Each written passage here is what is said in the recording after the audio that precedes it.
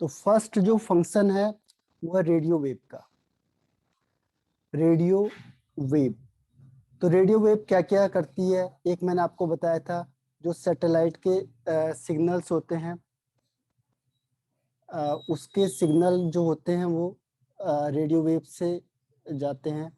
दूसरा इसमें आता है वायरलेस कम्युनिकेशन, वायरलेस कम्युनिकेशन। जैसे एग्जांपल के लिए रेडियो हो गया और टीवी हो गया, इसीलिए से रेडियो वेव कहते हैं। रेडियो, टीवी एसेट्रा इसमें यूज होता है, यानी ब्रॉडकास्टिंग, ब्रॉडकास्टिंग में इसका यूज होता है। रेडियो वेव होता है जो, इसकी वेवलेंथ हाईएस्ट होती है, सबसे ज्यादा वेवलेंथ रेडियो वेव की होती है, हाईएस्ट वेवलेंथ। और जिसकी वेवलेंथ ज्यादा होगी उसकी एनर्जी कम हो जाएगा या फ्रीक्वेंसी कम हो जाएगी। तो हाईएस्ट वेवलेंथ है तो मिनिमम होगी इसकी एनर्जी या फिर फ्रीक्वेंसी मिनिमम होगी। तो ये है आपका रेडियो वेव। तो समझ में आ गया है रेडियो वेव। Yes sir. अब सेकंड इसमें आता है माइक्रोवेव।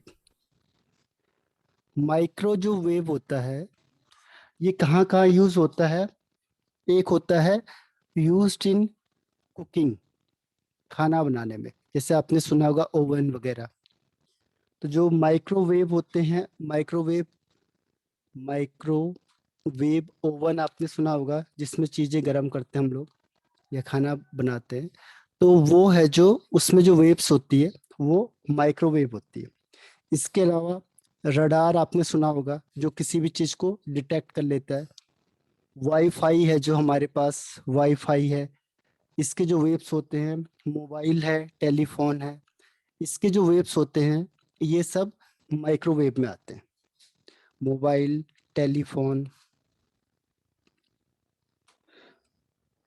ठीक है, और अदर सिग्नल्स में हम इसका यूज करते हैं। तो माइक्रोवेव ये हो गया। अब इसके बाद है इंफ्रारेड। इंफ्रारेड शॉर्ट में से कहते हैं आईआर। तो इंफ्रारेड कहाँ यूज होता है, ये होता है फॉर ट्रांसमिट हीट, हीट को ट्रांसमिट करता है, ट्रांसमिट्स हीट फ्रॉम सन। जो सन से हीट आती है वो आई आर की ही होती है, यानी इंफ्रारेड की होती है। तो पहला इसका यूज यही होता है, used for transmit heat from sun, sunlight से जो हीट आती है वो इंफ्रारेड वाली होती है। दूसरा फायर रेडिएशन में इसका यूज होता है, फायर रेडिएशन में। तो दो ही जगह इसके यूज है। इसके बाद आता है विजिबल। विजिबल में क्या होता है, विजिबल का मतलब होता है जो रेस हमें दिखाई देती है, जो विजिबल रेस होती है वो विजिबल में आती है। तो विजिबल रे कौन सी है हमारे पास, लाइट, ठीक है। तो लाइट इसमें आएगा। और इसका काम क्या होता है, लाइट की वजह से हम बहुत सारी चीजें देख सकते हैं। मेक्स थिंग्स एबल टू सी, जिससे हम किसी भी चीज को आराम से देख सकते हैं। तो इसका मेन सोर्स क्या हो जाएगा, सन, सन से सनलाइट आता है, तो ये विजिबल है। और यही रेंज हमें क्या होता है, दिखाई देता है। इसके अलावा कोई भी वेव्स हमें दिखाई नहीं देती, केवल विजिबल वेव्स ही हमें दिखाई देती है, ठीक है, इसीलिए इसका नाम रखा है विजिबल। इसके आगे वाले, ऊपर वाले या नीचे वाले कोई भी हमें दिखाई नहीं देगा। क्लियर है यस तरुण? सर। अब देखो नेक्स्ट आता है इसमें ultraviolet rays, ultraviolet rays, ठीक है, इसे यूवी भी कहते हैं, यूवी रेज। तो यूवी रेज का यूज क्या होता है, हॉस्पिटल में हम इसका यूज करते हैं। हॉस्पिटल में, हॉस्पिटल में क्या करते हैं इसमें, टू स्टलाइज, जैसे उसमें इक्विपमेंट हो गए, सर्जिकल इक्विपमेंट, उसे स्टेलाइज कर देंगे। स्टेलाइज का मतलब होता है कि क्लीन करना है उसे, और उसके जर्म्स को मार देना है, यानी फ्री कर देना है फ्रॉम जर्म्स। उसमें जो भी जर्म्स होंगे वो मर जाएंगे।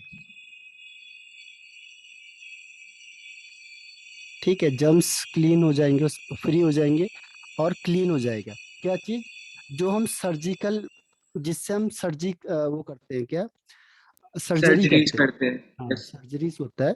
तो उसके जो इक्विपमेंट होते हैं उसको हम क्या कर देते हैं, स्टेलाइज कर देते हैं, यानी क्लीन करेंगे और उसमें कोई जम्स ना आ जाए।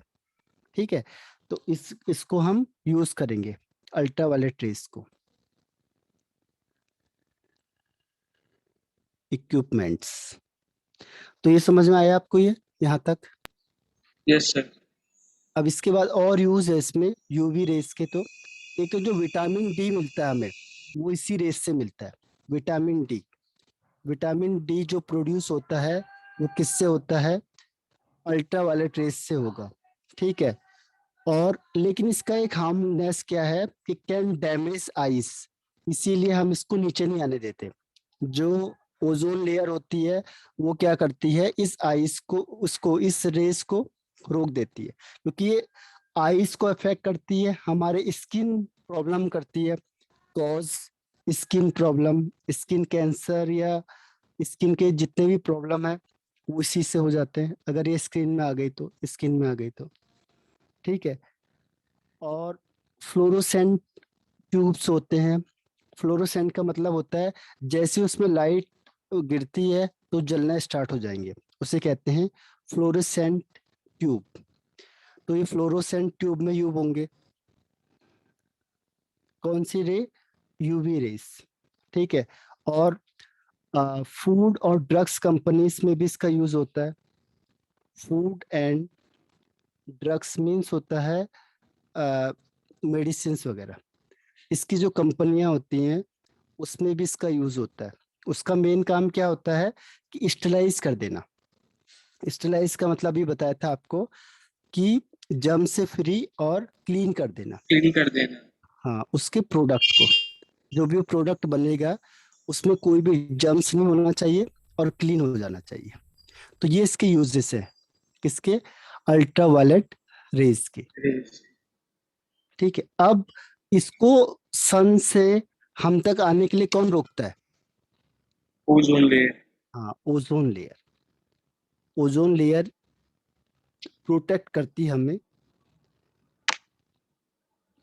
किससे, फ्रॉम, यूवी रेस। हाँ, यूवी रेस से, ताकि स्किन प्रॉब्लम या आईज की कोई प्रॉब्लम ना हो। इसके बाद आता है x ray. X ray super short wavelength होती है, इसकी वेवलेंथ काफी कम होती है। वेवलेंथ, इसका आपको पता है यूज कहाँ पे होता है, हॉस्पिटल में इसका यूज होता है। तो हॉस्पिटल में क्या काम करेगा ये, बताओ।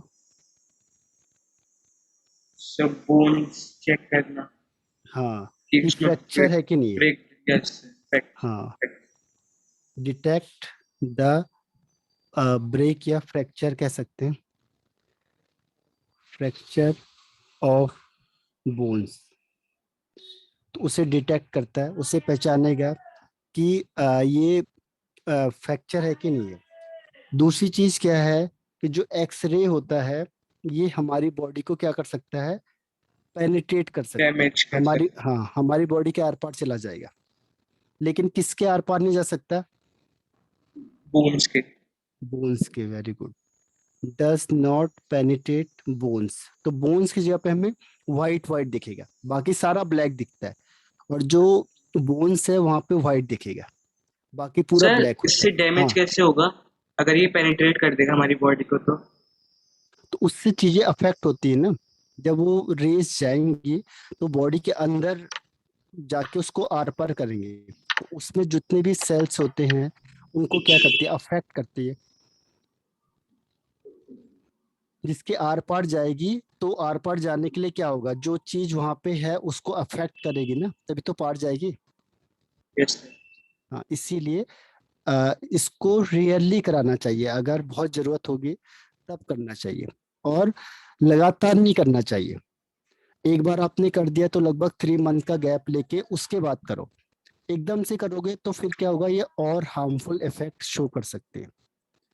ठीक है, तो ये है आपका एक्सरे। ये किया था डिस्कवर रॉन्गटन ने। तो जिस समय उसने डिस्कवर किया था तो उस समय उससे भी नहीं पता था इसके बारे में, तो उसने एक्सरे कह दिया इसको। अब है gamma rays.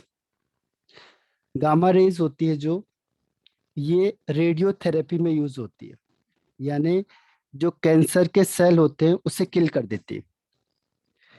Use in radiotherapy. और इसका वहां पे काम क्या होता है कि जो कैंसर की सेल होती है उसे किल कर देती है, कैंसरस सेल इसको किल करने का काम करती है। और एक और काम ये भी करती है, स्टेलाइज कर देती है, ये भी स्टेलाइज करती है। तो स्टेलाइज का मतलब आपको पता है अभी क्या होता है? सर क्लीन करना, हाँ, और जर्म्स एक को और काम है। हाँ, और जर्म्स को किल कर फ्री देना। करना। यस। और इसमें फूड्स होते हैं जो उसको भी स्टेलाइज कर देती है, ताकि उसमें जो जर्म्स है वो ना रहे। ठीक है, तो इस तरीके से मेडिसिन में भी इसका यूज होता है, यूज्ड एज ट्रेसर इन मेडिसिन। सर फिर कैंसर्स में इसको यूज करते होंगे? हाँ, यूज करते हैं, लेकिन अभी इफेक्टिव नहीं है इतना, बस ये है कि काम चलाओ है बस। अभी कैंसर का पूरा परफेक्ट इलाज नहीं निकला है। जैसे प्राइमरी स्टेज होता है ना, शुरू स्टेज होगा, तो वहां पे उसके हाँ, इफेक्टिव वहां है। पे काम, हाँ, इफेक्टिव है। ओके। और जो मेडिसिन होंगे उसमें स्मॉल अमाउंट में से यूज करेंगे। कॉस्मिक रे का कुछ नहीं है, क्योंकि वो बहुत रेयरली फाउंड होती है, तो उसका कुछ नहीं है यहाँ पे। तो ये समझ में आ गया आपको? हालांकि पूछा नहीं जाएगा ये, यस क्योंकि सर। आपके बुक में है भी नहीं इतना, केवल रेंज है बस आपके बुक में। ओके अब सर। आता है next topic is black body radiation. Black body radiation. तो ब्लैक बॉडी रेडिएशन किसे कहेंगे? What is black body radiation? तो क्या होता है कि एक आइडियल बॉडी को माना गया, उन्होंने कहा एक ऐसा ऑब्जेक्ट होता है, एन ऑब्जेक्ट, या कोई भी एक बॉडी होगी या ऑब्जेक्ट कह लो, कुछ भी कह सकते हैं हम, विच absorb, which absorb all the radiation, all radiation, which absorb all radiation. All radiation का मतलब हुआ ऑल टाइप ऑफ वेवलेंथ। ऐसा नहीं कि कोई भी वेवलेंथ को जाने देगा, जितने भी टाइप की वेवलेंथ की लाइट उस पर आ रही है, गिर रही है, उससे क्या करेगा? एब्जॉर्ब कर लेगा, किसी को भी बाहर नहीं जाने देगा ऑन इट, उसे कहते सर हैं। जैसे ब्लैक होल। हाँ, ब्लैक होल अगर कोई भी वहां से जाएगा तो उसे अपनी तरफ अटैक कर लेगा। तो ऐसी है ब्लैक बॉडी रेडिएशन। तो इसमें ये है ब्लैक बॉडी, ये जो डिफाइन लिख रहा हूं मैं, ये है ब्लैक बॉडी की। तो ब्लैक बॉडी एक ऐसा ऑब्जेक्ट है या एक ऐसी बॉडी है विच एब्जॉर्ब ऑल द रेडिएशन, जितनी भी टाइप की वेवलेंथ है वो सबको एब्जॉर्ब कर लेगा, किसी भी वेवलेंथ को वो जाने नहीं देगा, तो उसे कहते हैं ब्लैक बॉडी। इसका मतलब ये हुआ कि जो ब्लैक बॉडी होती है, black body is perfect absorber. Perfect का मतलब कंप्लीटली, ये जितनी भी रेज आएगी उसे एब्जॉर्ब कर लेगा, तो परफेक्ट एब्जॉर्बर और परफेक्ट इमिटर। तो जो अच्छा एब्जॉर्बर होता है वो अच्छा एमिटर भी होता है, यानी कि ये सारी रेज को एमिट भी कर देगा। जितनी रेज इसने एब्जॉर्ब की है 100% एब्जॉर्प्शन करेगा और 100% एमिट कर देगा। तो इसीलिए इसे कहते हैं perfect absorber and perfect emitter. देखो कोई जो जितनी अच्छी तरीके से बात को सुनता होगा वो उतनी अच्छी तरह से उसे एक्सप्लेन कर सकता है। यानी जितना आप अच्छा सुनोगे उतना आप उससे अच्छी तरह से एक्सप्लेन कर पाओगे। तो ऐसे ही है, जितना जितनी रेज इसमें पास किया वो सब ये एब्जॉर्ब कर लेता है और सबको ये एमिट भी कर देता है। ठीक है, तो ये एक तरीके की आइडियल बॉडी है जो एग्जिस्ट नहीं करती है। कोई भी आइडियल बॉडी एग्जिस्ट नहीं करती है, वो क्या होती है, केवल इमेजिनरी। हम सोचते हैं ऐसा होगा, बस होता नहीं है कोई भी चीज। ठीक है, तो समझ में आ गया। तो ये एक हिसाब से इमेजिनरी बॉडी है, बस हमें लगता है ऐसा है, ऐसा नहीं है। पर तो ब्लैक बॉडी समझ में आ गया आपको। Yes sir. अब देखो इसमें क्या होता है, ब्लैक बॉडी रेडिएशन क्या हुआ। ब्लैक बॉडी रेडिएशन, अब सपोज करो आपने ब्लैक बॉडी ली, ये ब्लैक बॉडी है, सपोज कर लिया ये ब्लैक बॉडी है। अब क्या होगा, आपने हीट किया हुआ, इसने अब्जॉर्ब किया हुआ, अब ये यहाँ से क्या करेगा, इस रेडिएशन को एमिट करेगा। कुछ ना कुछ हीट तो बाहर निकालेगा ये। तो जो ये हीट को बाहर निकाल रहा है उसी को ब्लैक बॉडी रेडिएशन कह देते हैं। तो ब्लैक बॉडी रेडिएशन क्या हो गया, द रेडिएशन, रेडिएशन मतलब वेव्स, या जो ये हीट निकल रहा है इसी को हम रेडिएशन कह देते हैं। आपने गर्म किया था, अब गर्म करने के बाद क्या होगा, ये हीट को निकालेगा। तो जो रेडिएशन ये एमिट करता है, the radiation emitted by black body, ठीक है, जो रेडिएशन ये ब्लैक बॉडी एमिट करता है उसे कहते हैं, is called black body radiation. Black body radiation, black body radiation की डिफाइन सिंपल है, the radiation emitted by black body. जो भी ब्लैक बॉडी है वो इससे एमिट कर देती, तो उसी को हम कहते हैं ब्लैक बॉडी रेडिएशन। तो समझ में आ गया ये? Yes sir. अब देखो इसको इमेजिन किया हुआ है कि इसका स्ट्रक्चर कैसा होगा। तो उन्होंने कहा कि स्ट्रक्चर को ऐसा कर दें जैसे डायमंड वाला कॉन्सेप्ट है वही वाला अपनाया अपना।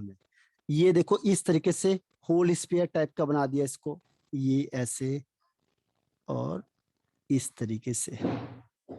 अब उन्होंने क्या कहा कि इसमें क्या होगा, ऐसे और ये इस तरीके से बना दो। अब यहां से सपोज करो कोई लाइट आई, ये लाइट आ गई इसमें, ये लाइट है।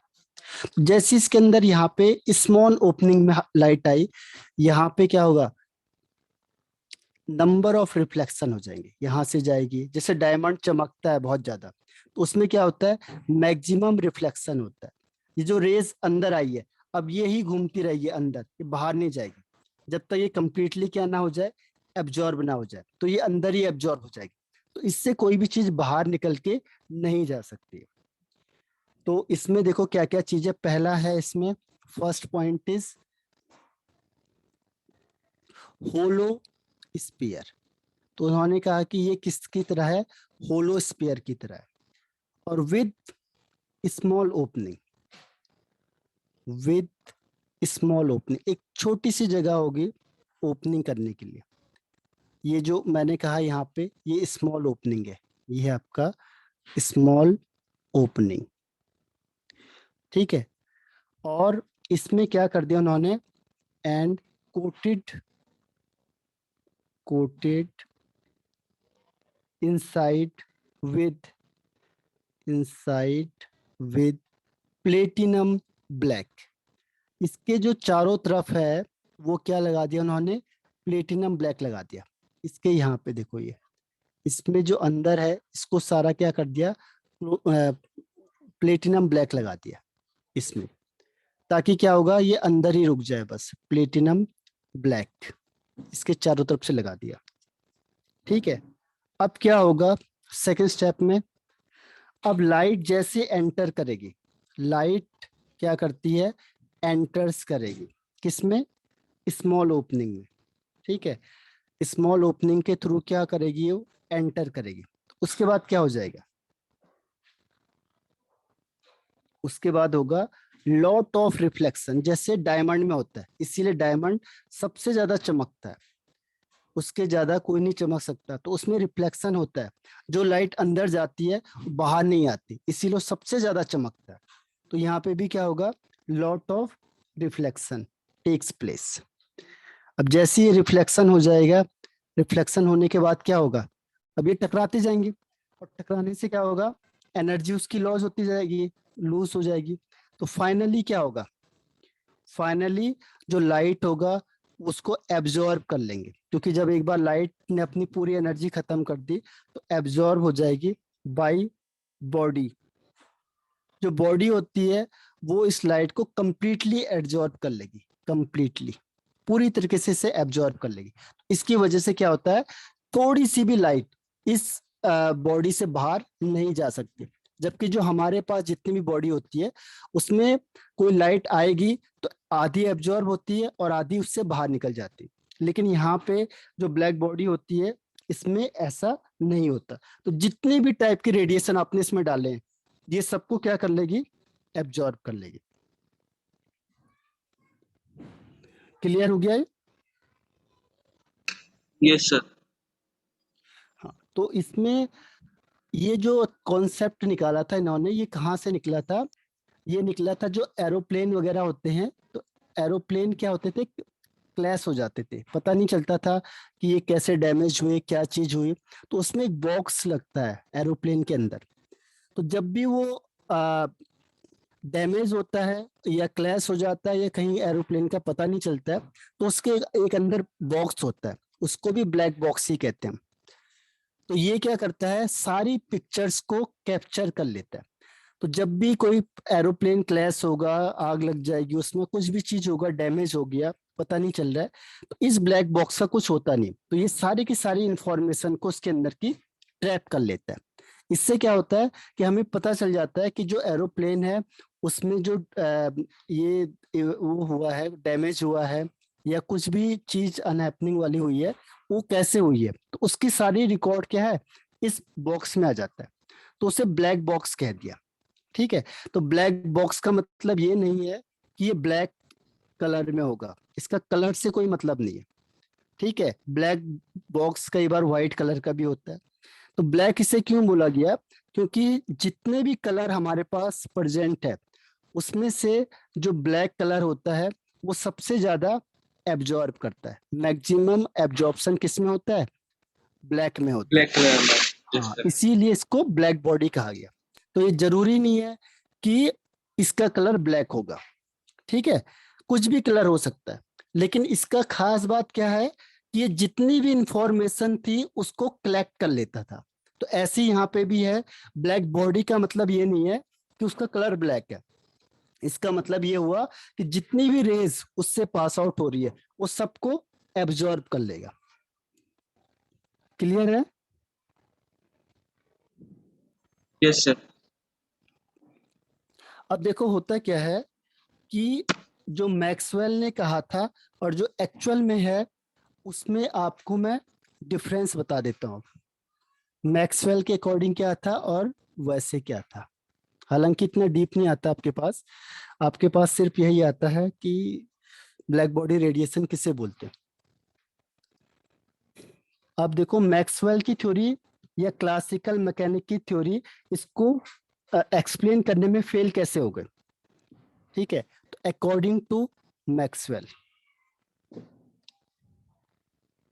अकॉर्डिंग टू मैक्सवेल, और यहाँ पे क्या है, दूसरी है ये एक्सपेरिमेंटल है जो उन्होंने बाद में देखा और जो मैक्सवेल ने कहा। तो इन्होंने क्या किया, एक ग्राफ खींचा, ग्राफ में क्या था, वेवलेंथ और दूसरा इंटेंसिटी। तो जो मैक्सवेल था उसके अकॉर्डिंग क्या है, इस तरीके से ग्राफ आ रहा है, यानी इंटेंसिटी और वेवलेंथ क्या है, इनवर्सली प्रोपोर्शनल है।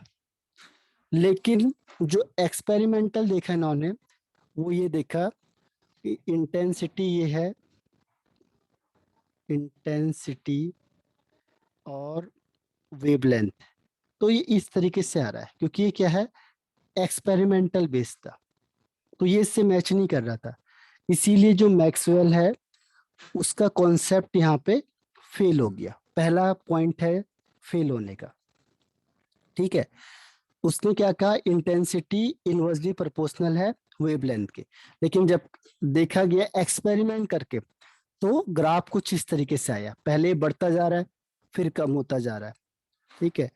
और जबकि क्या होना चाहिए, इसने कहा कि ये डिक्रीज होना चाहिए। जैसे आप लोग पढ़ाई कर रहे हो तो पढ़ते पढ़ते कई बार नॉलेज ऐसे ऊपर की तरफ जा रहा है, लेकिन अब बीच में आप कभी देखोगे कि हम सब कुछ भूल गए, यानी दिमाग से सब निकल गया, तो फिर वो क्या होगा, डिक्रीजिंग ऑर्डर में आता चला गया। तो ये एक्सपेरिमेंटल है, लेकिन जो थ्योरेटिकल है वो अलग है। तो इसने जो कहा वो गलत हो गया पहले पॉइंट में। एक मेन पॉइंट है जो सेकंड है उसका, वो ज्यादा इंपॉर्टेंट है। मैक्सवेल ने क्या बोला, मैक्सवेल जो मैंने आपको कई बार इंडिकेट भी किया था, किसमें, इलेक्ट्रोमैग्नेटिक वेव थ्योरी में, इलेक्ट्रोमैग्नेटिक वेव थ्योरी, ठीक है। तो इसने कहा था कि जो एनर्जी होती है वो डिपेंड नहीं करती है इसमें, फ्रीक्वेंसी या वेवलेंथ में, जबकि ऐसा नहीं है। दूसरा इसने कहा एनर्जी डायरेक्टली प्रोपोर्शनल होती है इंटेंसिटी की, और ये भी गलत स्टेटमेंट था। और तीसरा था, उसने कहा कि टेम्परेचर अगर बढ़ाएंगे तो एनर्जी भी बढ़ेगा, ठीक है। तो ये रॉन्ग स्टेटमेंट थे, जबकि एक्चुअल में क्या था कि अभी इसको दूर किया था प्लांक ने। तो ये डायरेक्टली प्रोपोर्शनल होता है फ्रीक्वेंसी के, या इनवर्सली प्रोपोर्शनल होता है वेवलेंथ के। जैसा अभी मैंने कहा कि फ्रीक्वेंसी या एनर्जी, अगर फ्रीक्वेंसी बढ़ाओगे तो एनर्जी बढ़ जाएगी, जबकि ये कह रहा है इसमें कोई फर्क ही नहीं पड़ता, इन दोनों में कोई ज्यादा रिलेशनशिप नहीं होता है, इसने कहा इसमें डायरेक्टली प्रोपोर्शनल होता है। तो इस तरीके से ये क्या हुआ, फेल हो गया। तो इसका कॉन्सेप्ट यहाँ पे अप्लाई नहीं हो पाया। तो उसका मेन रीजन क्या है, ये कॉन्सेप्ट देना जो गलत कॉन्सेप्ट है, ठीक है। ये समझ यस में आ गया। सर। अब एक यस चीज सर। उसने और कही, देखो थर्ड थिंग क्या है इसमें, कि उसने कहा कि जो रेडिएंट एनर्जी होती है वो कंटिन्यूअसली एमिट होती है, कंटिन्यूअसली, लेकिन जब बाद में देखा गया तो कंटिन्यूअसली होती ही नहीं है। अब कैसी होती है, नॉन कंटिन्यूअसली होती है, कंटिन्यूअसली नहीं होती। कैसे देखा उन्होंने, कंटिन्यूअसली का मतलब क्या है, देखो एग्जांपल से बताता हूँ। पहले उन्होंने एक आयरन रॉड लिया, एक्सपेरिमेंट करते समय आयरन रॉड लिया और हीटिंग कर दी स्टार्ट। तो सबसे पहले इसका कलर क्या होगा, रेड कलर हो जाएगा। तो फर्स्ट है रेड कलर। फिर उन्होंने हीटिंग रखी अपनी और हीटिंग करी, फिर देखा उन्होंने कलर इसका कैसा हो गया, ऑरेंज कलर हो गया, ठीक है। इसका कलर लगभग ऑरेंज टाइप का हो गया। ऑरेंज के बाद फिर उन्होंने हीटिंग करी इस आयरन की, तो उसके बाद उन्होंने देखा कि इसका कलर लगभग वाइट हो गया, इसका कलर हो गया वाइट। फिर भी इन्होंने हीटिंग करते चले गए। अच्छा ऑरेंज के बाद, सॉरी, ऑरेंज के बाद आया येलो, ऑरेंज के बाद येलो कलर, तो येलो हो गया। येलो के बाद हुआ ब्लू, ठीक है। इसको और हीटिंग करी उन्होंने तो ये ब्लू कलर का हो गया। फिर भी हीटिंग करते गए तो फाइनली उन्होंने देखा कि इसका जो कलर है वो कलर हो गया वाइट कलर, ठीक है। ये वाइट कलर हो गया। तो इसका मतलब क्या हुआ कि जैसे मैंने अभी आपको कहा कि कलर चेंज करेगा यानी वेवलेंथ भी चेंज होती जाएगी। तो वेवलेंथ चेंज हो रही है यानी वो डिसकंटिन्यूअसली हो रहा है, डिसकंटिन्यूअसली। कंटिन्यूअस का मतलब हुआ कि एक ही तरह की लाइट या एक ही तरीके का वेवलेंथ को एमिट करना। लेकिन उसने देखा कि तो अलग अलग तरह के वेवलेंथ को एमिट कर रहा है। इसका मतलब क्या है, ये डिसकंटिन्यूअसली है, क्योंकि बीच में रुकेगा। फिर दूसरा स्टेप हो रहा है स्टार्ट, पहले रेड कलर था, फिर ऑरेंज था, फिर उसके बाद येलो था, फिर ब्लू कलर आया, फिर व्हाइट कलर आया। तो जब कलर चेंज होता जाएगा यानी कि फ्रीक्वेंसी या वेवलेंथ चेंज होता जा रहा है, तो ये कंटिन्यूअसली कहना क्या है इसके लिए गलत है। ये कैसे एमिट हो रहा है, डिसकंटिन्यूअसली एमिट हो रहा है, कंटिन्यूअस एमिट नहीं हो रहा है, तो इसीलिए ये कॉन्सेप्ट गलत हो गया। ठीक है, यस सर। इसमें एक और चीज बता देता हूँ बस, जो थोड़ा इंपॉर्टेंट है, बाकी हम आगे डिस्कस करेंगे क्योंकि इतना इम्पोर्टेंट नहीं है। इसमें एक ये है थोड़ा इम्पोर्टेंट, इसमें क्या कहा इन्होंने कि जैसे यहाँ पे इन्होंने ग्राफ खींचा वेवलेंथ का और इंटेंसिटी का, ठीक है। तो अब क्या हुआ कि जो इसमें पहले टेम्परेचर देखा उन्होंने T1 पे, ये वाला ग्राफ आया, फिर T2 पे ये वाला ग्राफ आया, T3 पे ये वाला ग्राफ आया, T4 पे ये वाला ग्राफ आया। किसके अकॉर्डिंग, मैक्सवेल के। मैक्सवेल ने अपनी थ्योरी लगा के इस तरीके से ग्राफ निकाला, यानी अगर हम टेम्परेचर बढ़ाएंगे तो इससे लेमडा में कोई फर्क नहीं पड़ेगा, लेमडा में टेम्परेचर का कोई भी फर्क नहीं पड़ता है।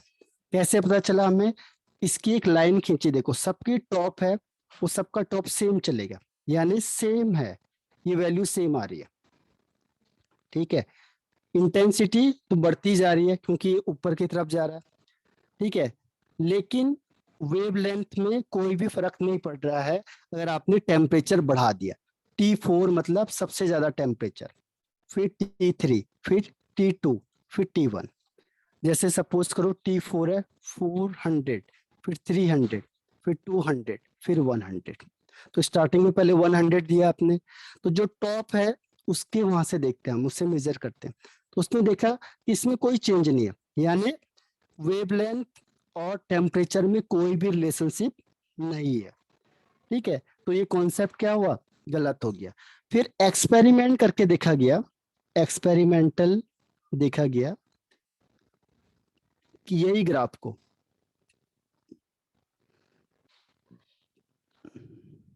ये है पहली लाइन, अब इसमें फर्स्ट ये हो गया T1, अब जो पीक है इसका थोड़ा सा शिफ्ट हो जाएगा दूसरी साइड को, तीसरे में पीक और शिफ्ट हो गया, चौथे में पीक और शिफ्ट हो गया। कैसे देखो, इसको इससे दिखाता हूँ। सपोज इसकी पीक यहाँ आ रही है पहले की, दूसरे की जो टॉप पीक देखनी है हमने, यहाँ पे आ गए, तीसरे की टॉप पीक देखनी है हमने, यहाँ पे आ गए, चौथे की टॉप पीक देखनी है हमने, यहाँ पे आ गए।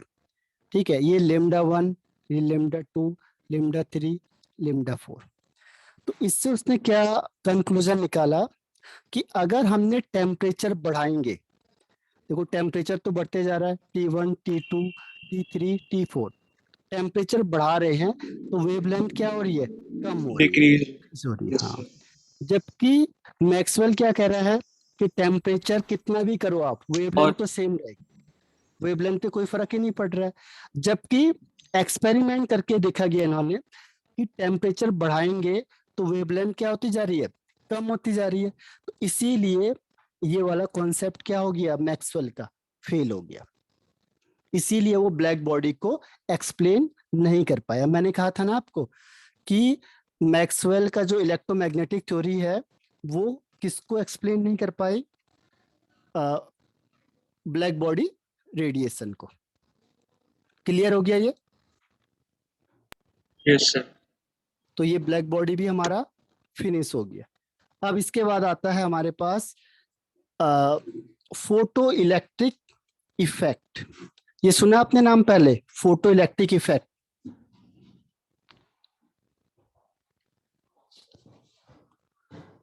Photo electric, yes. फोटोलिटिक फो, सुना है सर, इफेक्ट। अच्छा, वैसे फोटो का मतलब क्या होता है? सर फोटो से किसी चीज की फोटो टाइप, जिसमें लाइट। हाँ, फोटो कहीं पे भी आएगा तो उसका मतलब क्या हो गया, लाइट से है। ठीक है, yes. Photo means light, light. और इलेक्ट्रिक का मतलब इलेक्ट्रिसिटी है इसमें कुछ। हाँ, इलेक्ट्रिसिटी है। और इफेक्ट का मतलब, उससे कुछ इफेक्ट हो रहा है किसी चीज पे। हाँ उससे क्या कुछ चीजें क्या होंगी, अफेक्ट होंगी, यानी कि एक्सपेरिमेंट होगा, उससे, इफेक्ट होगा इससे। हाँ, तो वो फोटो इलेक्ट्रिक इफेक्ट हो गया। तो फोटो इलेक्ट्रिक इफेक्ट का मतलब होता है कि जैसे आपने लाइट दी, और लाइट देने से क्या होता है, इलेक्ट्रिसिटी प्रोड्यूस हो जाती है, उसी को हम कहते हैं फोटो इलेक्ट्रिक इफेक्ट। देखो एक बार बता देता हूं मैं, समझा देता हूँ। फोटो का मतलब हो गया लाइट, इलेक्ट्रिक का मतलब हो गया इलेक्ट्रिसिटी, इफेक्ट।